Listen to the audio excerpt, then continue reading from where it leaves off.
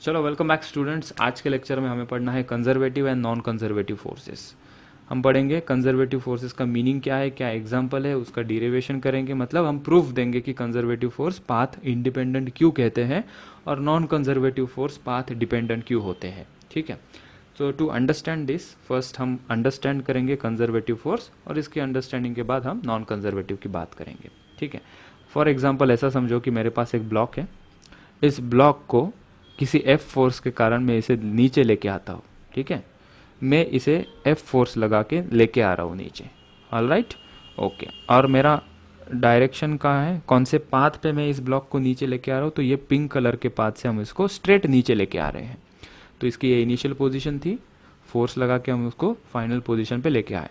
कितना डिस्प्लेसमेंट हुआ, H displacement हुआ। तो मैंने कहा कि work done on the block from A to B, A to B जो हमने फोर्स लगाया इसके ऊपर, उसके कारण कितना वर्क डन हुआ।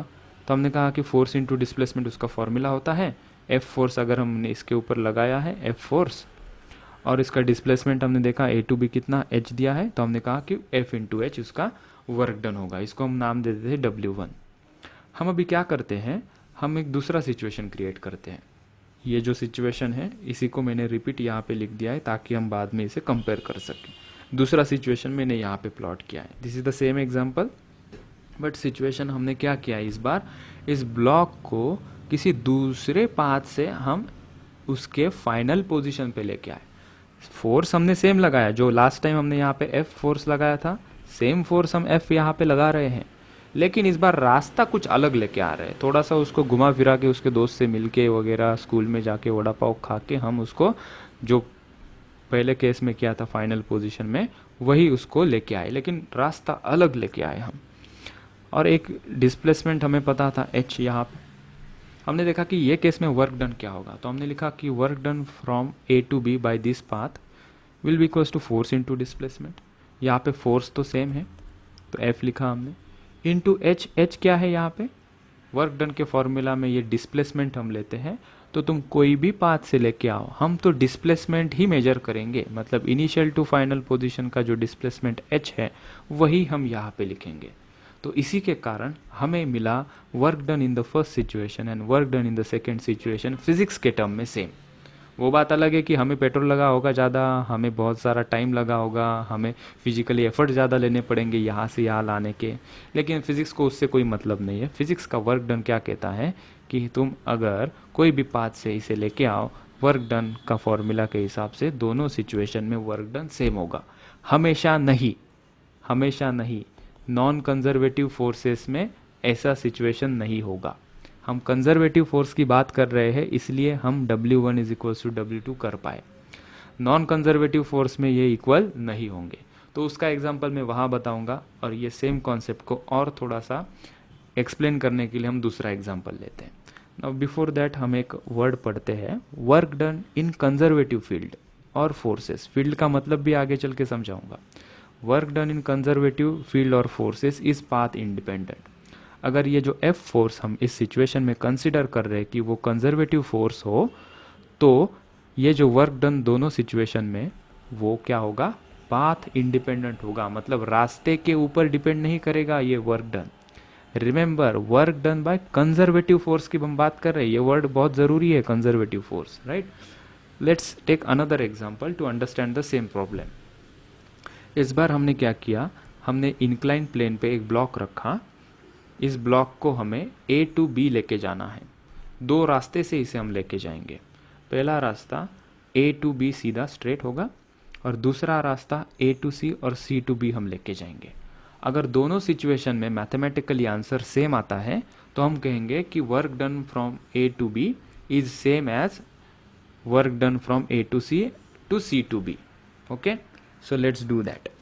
सो वर्क डन किसका निकालना है बाय द वे, वो भी देखना जरूरी होता है। सो हम यहाँ पे निकाल रहे हैं work done by gravitational force. Gravitational force ने यहाँ पे कितना सपोर्ट या अपोज किया इस ब्लॉक को ए टू बी लेके जाने में। ठीक है, तो हम पहले निकालते हैं A to B work done कितना हो गया।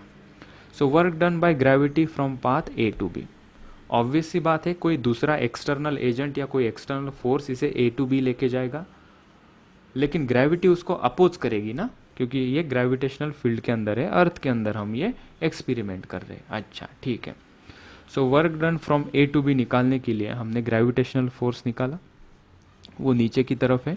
हमने कहा इसको थोड़े कंपोनेंट वाइज लिख लो तो थोड़ा हमें अंडरस्टैंडिंग में और कैलकुलेशन में आसानी जाए।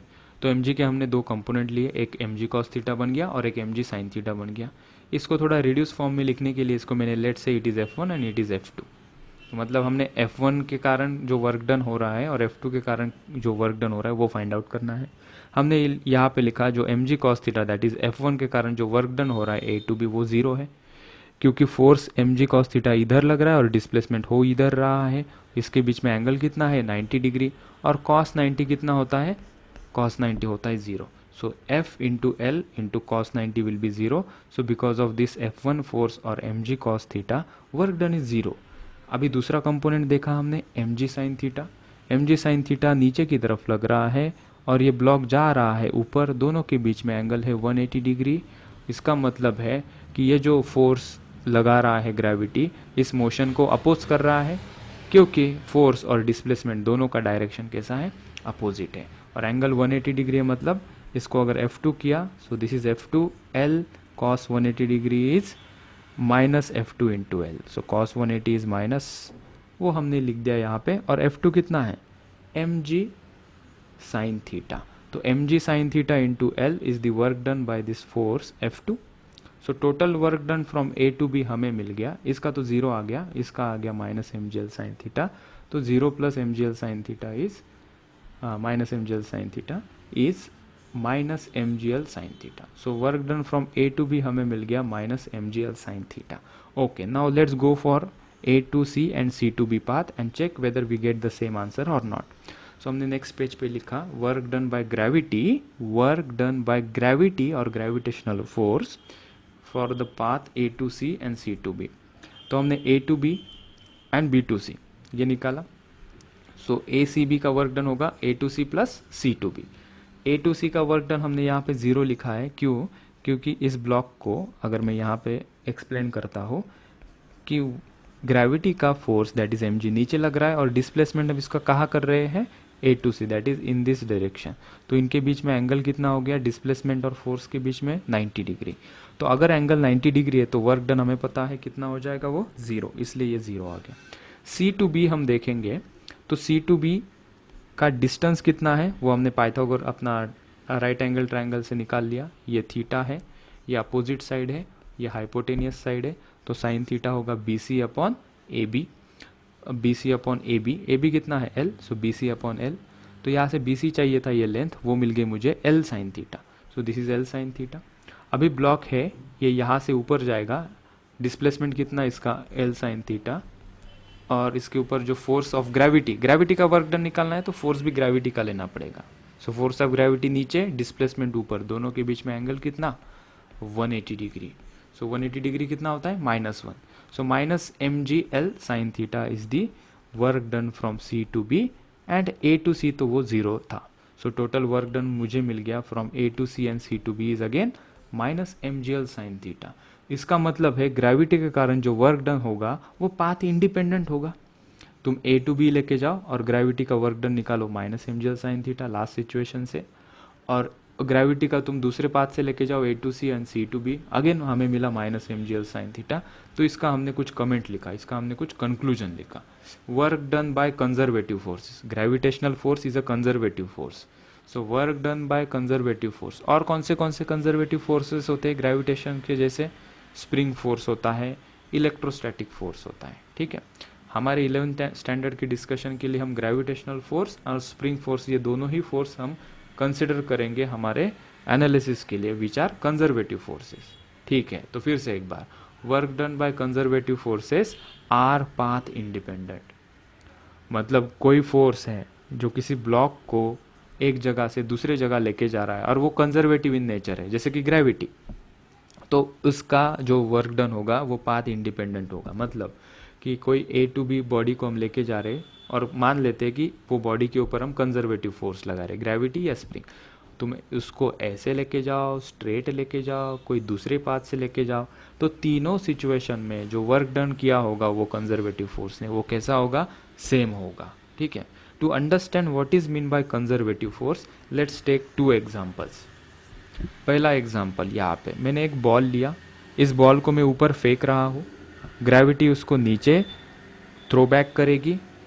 जितनी बार मैं इस ब्लॉक को ऊपर फेंकूंगा उतनी बार ये बॉल नीचे आ जाएगा। नीचे कौन लेके आ रहा है इस ब्लॉक को? ग्रेविटी लेके आ रही है, मतलब ग्रेविटेशनल फोर्स लेके आ रहा है। ठीक है, हम ये कितनी बार भी एक्सपेरिमेंट कर सकते हैं, ग्रेविटी या ग्रेविटेशनल फोर्स के ऊपर कोई लॉस नहीं होगा। If you do this experiment 100 times, 1000 times, 10,000 times, the gravity will do its work, or the gravity will apply the same amount of force in the downward direction। 1000 बार करो, 10,000 बार करो। इसलिए हमने कहा कि ऐसे फोर्सेस जिनके अंदर कोई लॉस नहीं होता उनको कहा जाता है कंजर्वेटिव फोर्सेस। उसमें से एक एग्जांपल है ग्रेविटेशनल फोर्स। दूसरा example spring force. For example हमने कोई आइडियल स्प्रिंग ली है, मासलेस स्प्रिंग है, उसको एक m ब्लॉक का मास अटैच है, उसको हमने एक्सटर्नली F फोर्स लगाया तो स्प्रिंग थोड़ी कंप्रेस हो जाएगी, और ये जो F फोर्स हम छोड़ देते हैं तो ये रिलीज हो जाएगी और बाउंस बैक करेगी टू इट्स ओरिजिनल पोजीशन। तो इस स्प्रिंग ने जो रेजिस्टिंग फोर्स लगाया है उसको नॉर्मली हम कहते हैं स्प्रिंग फोर्स। वो कौन सा होगा? Conservative force. क्यों?